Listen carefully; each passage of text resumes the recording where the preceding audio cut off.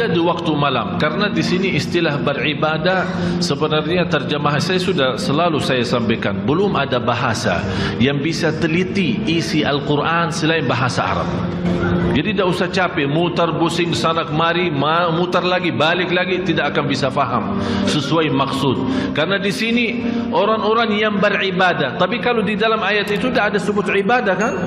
Yang disebut apa? Amman huwa qanitun.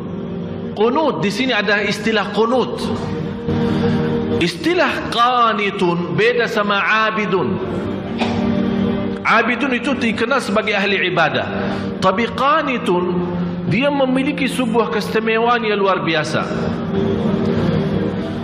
Karena istilah qunut sebagaimana penjelasan Imam Syafi'i, al-qunutu tulul qiyam. Qunut itu lama berdirinya. Dan lama berdiri itu hanya khusus untuk salat tahajud. Kalau bapak ibu yang sudah berangkat umrah bulan puasa, dilihat bagaimana bacanya imam. Mohon maaf, termasuk sekarang sudah termasuk cepat. Karena sudah dilihat kondisi umat sudah mulai malas, akhirnya dikurangi. Padahal waktu saya masih di sekolah SMP, masih SD SMP, dibawa sama orang tua ke Masjid Nabawi. Dalam satu malam imamnya khatam 3 juz. 10 malam akhir khatam Al-Quran 2 kali. Artinya sekarang cuma 1 kali khatam bulan Ramadan kan? Di malam 29. Waktu kita masih sekolah, tarawih punya khataman sendiri setiap malam 1 juz. 10 malam punya khataman sendiri setiap malam 3 juz. Mulai dari hampir kita mulai salat malam jam 1 hampir mendekati subuh. Dan kita merasa kenikmatan yang luar biasa. Itu yang hakikatnya tahajud. Dan selalu saya minta sama jamaah, cuba salat tahajud walaupun seminggu sekali, walaupun 2 rakaat, tak usah banyak-banyak, tapi nikmat hayati rasakan. Walaupun diulangi ayatnya sampai subuh, walaupun 1 ayat. Sebagaimana Rasulullah SAW pernah salat malam, sepanjang malam salat malam hanya dengan 1 ayat. Merasakan ayat itu, menyentuhkan hatinya, sampai Rasulullah SAW menangis. Kata Siti Aisyah, Rasulullah SAW tidak pernah tinggalkan salat malam bagaimanapun keadaannya. Walaupun dia sakit, dia salat malam duduk. Afdalus salati ba'dal faridah qiyamul lail. Salat yang terbaik sesudah fardu qiyamul lail. Dan saya heran, orang punya masalah, bagaimana punya masalah dia masih bisa qiyamul lail? Menurut saya masalah tinggalkan salat malam itu masalah. Tapi selama anda jaga salat malam, wallahi tidak ada masalah. Semuanya bisa beres. Kita hanya duduk. Allah sendiri memuji kita saat malam hari kita tinggalkan tempat yang enak saat tidur, menjauhkan diri dari suami maupun dari istri, mengangkat selimutnya. Allah Maha melihat, dan di situ Allah tunjukkan kepada malaikat, ya malaikati, hei malaikatku, lihat apa yang dilakukan oleh hambaku. Tinggalkan lazatnya tidur, tinggalkan enaknya istirahat untuk hanya mencari ridhaku. Saksikan wahai malaikatku, apapun yang namanya susah tidak ada di dalam hidup orang itu. Allah yang janji bapak ibu. Jadi menurut saya pintu langsung kita bisa menyelesaikan masalah, tidak bagi siapapun, tidak di antara siapapun, hanya lewat langsung pada Allah, itu qiyamul lail. Asahhun nasi abdanan, yang paling sehat tumbuhnya yang jaga salat malam. Yang paling sinar mukanya yang jaga salat malam. Yang paling suci batinnya yang jaga salat malam. Yang paling berkah ucapannya yang jaga salat malam. Yang paling mulia perbuatannya yang jaga salat malam. Semua terjamin berkah kata, baik perbuatannya, suci batinnya. Malah dari sisi salat malam, karena terisi ketakutan kepada Allah, dan ketakutan yang terisi kalbu, terbakar namanya syahwat. Jangan isi ketakutan dalam hati kita saat salat malam, karena yang membuat kita salat malam. Mungkin ada di sini ayat amman huwa qanitun ana al-laili sajidan, bersujud dan Ustaz berdiri, bersujud dan berdiri. Kenapa disebut di sini sujud dan berdiri?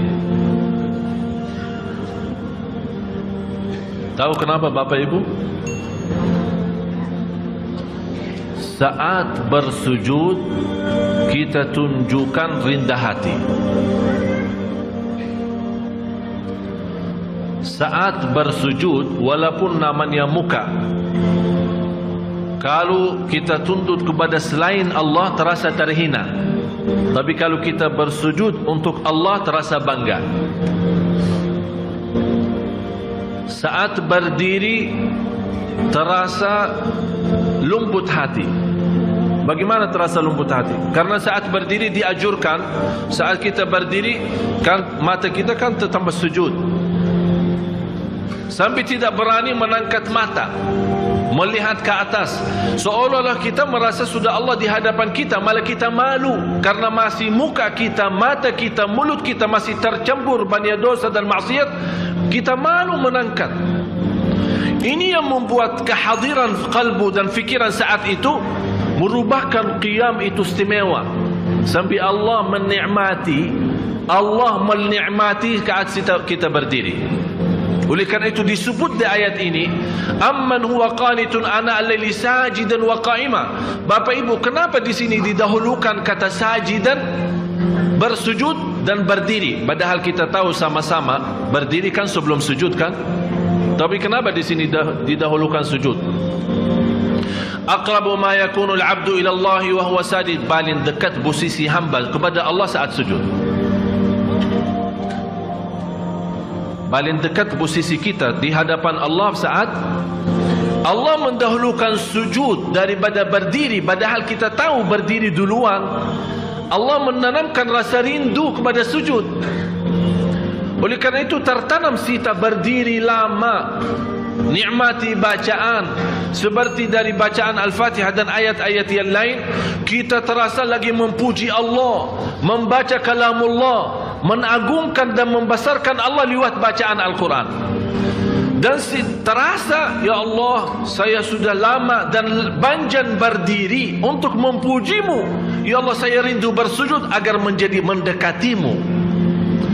Masya Allah. Jadi posisi berdiri dan sujud itu ada ikatan yang luar biasa. Oleh karena itu di rahasia ayat ini dibawakan kata sujudan, sajidan wa qa'ima.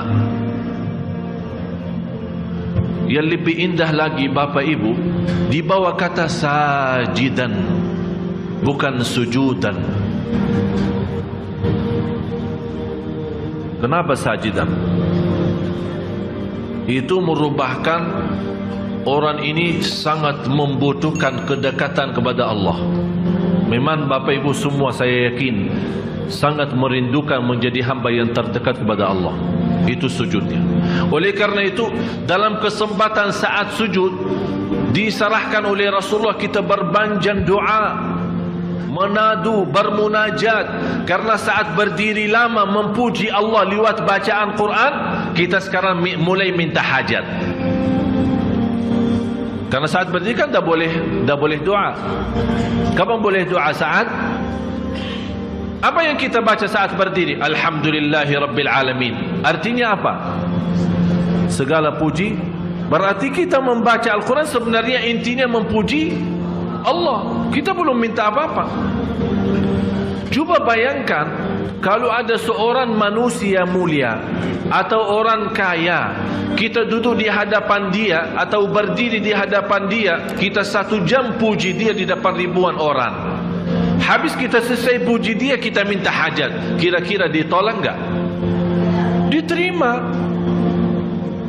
Saya pernah melihat ada seorang bawa kata syair memuji seorang raja di Arab. Sampai dibawa kata-kata, sampai terus terang saja saya tersentuh hati saya. Padahal dibawa kata-kata, barangkali kalau kita kasih ke Nabi masih mending daripada manusia. Luar biasa pujiannya kepada raja. Sambil raja sendiri sudah merasa dirinya kagum, sudah tidak bisa bertahan saking pujiannya tinggi. Habis itu belum dia selesai bacaannya, sudah berhenti. Kamu mau apa? Saking senang, saking terbuka hatinya seorang raja, belum selesai orang memujinya, dia malah udah, kamu mau apa? Selesaikan. Ini Bapak Ibu manusia yang masih terisi kotoran, yang masih terisi dosa, yang masih terisi riya, yang masih terisi nifak, yang masih terisi bermacam-macam maksiat, dosa besar maupun kecil.